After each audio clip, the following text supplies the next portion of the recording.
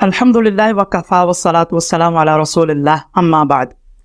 رمضان المبارک کی راتوں میں ایک رات ایسی بھی ہے جو بالیقین بقیہ تمام راتوں کے مقابل شرف و مرتبے کے لحاظ سے بہت بلند و بالا ہے، اور یہ رات رفعت و عظمت والی رات کیوں نہ ہو کہ اللہ تبارک و تعالیٰ نے اس رات کو 1000 مہینوں سے افضل قرار فرمایا ہے،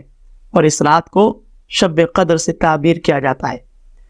یہ ایک ایسی رات ہے کہ جس کے بارے میں رحمت دو عالم صلی اللہ علیہ وسلم ارشاد فرماتے ہیں کہ جو شخص ایمان اور اخلاص کے ساتھ شب قدر میں عبادات کی ادائیگی کرے تو اس کے سابقہ گناہ معاف کر دیے جاتے ہیں۔ یعنی اللہ تبارک و تعالیٰ کی رضا و خوشنودی کے حصول کی غرض سے عبادات کی ادائیگی کرنا کہ جس میں اخلاص ہو، للہیت ہو، ریاکاری، بدنیتی، دکھلاوا مقصود نہ ہو، اور انسان اس شب میں عبادات کی ادائیگی کرے، نماز پڑھے، ذکر و اذکار کرے اور دیگر اعمال صالحہ اختیار کرے تو ایسے شخص کے سابقہ گناہ یعنی صغیرہ گناہ معاف کر دیے جاتے ہیں۔ یہ رات ہمیں کیوں عطا فرمائی گئی؟ شب قدر کے بارے میں سرکار دو عالم علیہ السلام ارشاد فرماتے ہیں کہ یہ مقدس رات اللہ تبارک و تعالی نے فقط میری امت کو عطا فرمائی ہے، سابقہ امتوں میں یہ شرف کسی اور کو حاصل نہیں ہوا۔ روایت میں ذکر ہے کہ جب سرکار دو عالم علیہ السلام کو سابقہ امتوں میں لوگوں کی طویل عمر کے بارے میں بیان کیا گیا تو رحمت دو عالم صلی اللہ علیہ وسلم نے اپنی امت کے لوگوں کی کم عمری کو ملاحظہ فرماتے ہوئے اللہ تبارک و تعالیٰ کے حضور یہ دعا فرمائی کہ اے میرے رب، میری امت کے لوگوں کی کم عمری کی وجہ سے ان کے تو نیک اعمال میں بھی کمی ہوگی۔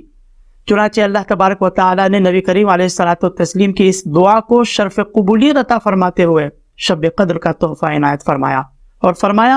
اِنَّا أَنزَلْنَاهُ فِي لَيْلَةِ الْقَدْرِ وَمَا أَدْرَاكَ مَا لَيْلَةُ الْقَدْرِ لَيْلَةُ الْقَدْرِ خَيْرٌ مِّنْ أَلْفِ شَهْرٍ،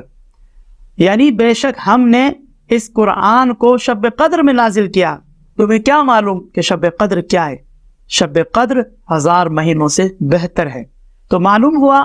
کہ سرکار دو عالم علیہ الصلوۃ والتسلیم کا یہ کرم ہے کہ رحمت دو عالم صلی اللہ علیہ وسلم کے امتی فقط اس ایک رات میں عبادات کی ادائیگی کرے تو ان کا ثواب پچھلی امتوں کے 1000 ماہ عبادت کرنے والوں سے بھی زیادہ اللہ تعالیٰ عطا فرماتا ہے۔ تو خوش قسمت ہے وہ لوگ کہ جو اس شب میں اللہ تعالیٰ کے حضور حاضر ہو کر شب بیداری کا اہتمام کرتے ہوئے نماز، تلاوت قرآن پاک، ذکر و اذکار اور دیگر اعمال صالحہ کا اہتمام کرتے ہیں اور اس شب کی رحمت و برکات سے مستفید ہوتے ہیں۔ لیکن محرومی ہے ایسے لوگوں کے لیے کہ جو اس شب کو تو پائے لیکن اس شب کی خیر و برکات سے محروم رہ جائے۔ سرکار دو عالم علیہ السلام ارشاد فرماتے ہیں کہ جو اس شب سے محروم رہا وہ بالکل ہی محروم رہا۔ آج ہم دنیاوی آسائش و انعامات کے حصول کی خاطر لاکھ جتن کرتے ہیں، ہم اپنی زندگی کا اکثر حصہ بلکہ ساری ہی زندگی ان مادی اشیاء کو حاصل کرنے میں گزار دیتے ہیں کہ جو دائمی نہیں، جو فنا ہو جانے والی ہے،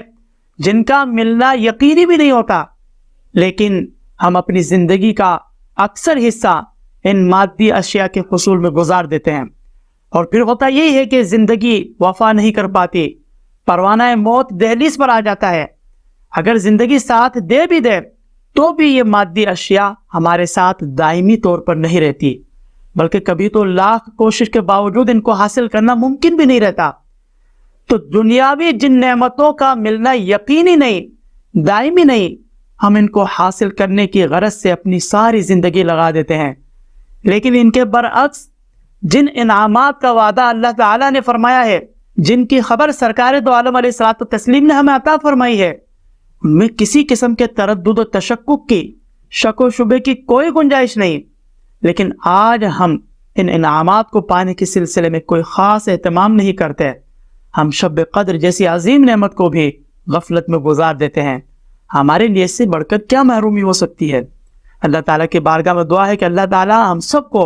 اس شب کی رحمت و برکات کی محرومی سے بچائے اور ہمیں ان انعام یافتہ لوگوں میں شامل فرمائے کہ جن کا ذکر سرکار دو عالم علیہ الصلوۃ والتسلیم نے بیان فرمایا ہے۔ شب قدر کی تاریخ کے بارے میں علماء اسلام کے مختلف اقوال پائے جاتے ہیں۔ بعض علماء فرماتے ہیں کہ یہ کسی بھی سال، کسی بھی مہینے، کسی بھی تاریخ میں آتی ہے۔ بعض فرماتے ہیں کہ شب قدر ہر سال رمضان المبارک میں آتی ہے لیکن تاریخ مقرر نہیں۔